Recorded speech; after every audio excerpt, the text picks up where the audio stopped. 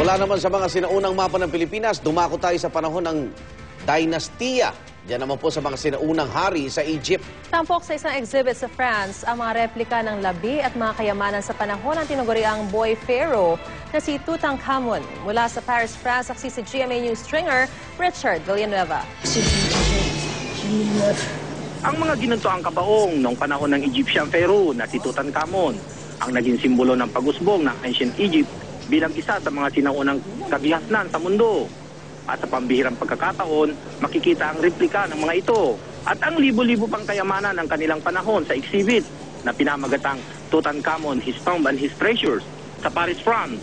Sa mga pelikula, dokumentaryo, history books, marami ang nahiwaga sa kasaysayan ng ancient Egypt. At dito nga sa exhibition hall na ito, saksi tayo na buhay ang mga misteryong bumabalot sa mga katauhan ng mga parao.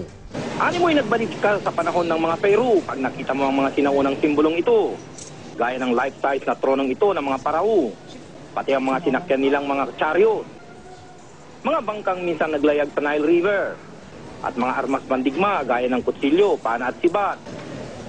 Maging ang replika ng mga pampaganda ng mga kababaihan noon sa Egypt nakadisplay rin.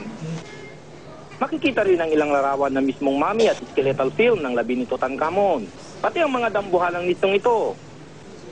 Isinalaysay rin sa exhibit ang pagkakadiscovery sa labi at mga kayamanan ni Tutankhamun noong 1922 ng English archaeologist na si Howard Carter. Gayun din ang kwento ng pag-usbong at pagbagsak ng kanyang kaharian, binansagang King Tut sa modernong panahon. Si Tutankhamun ay kilala bilang isang boy parao. Matapos umakyat sa trono sa edad na 8 hanggang 10 taong gulang, pinaniniwala ang walang 20 taong gulang si Tutankhamun nang siya ay mamatay. What's important for us is to tell the story of the discovery of the tomb. And you can't do that with the real pieces. People are generally very, very happy once they leave the exhibition. It's open to people of all ages. Mula sa Paris, France, ako si Dick Villanueva, ang inyong saksi.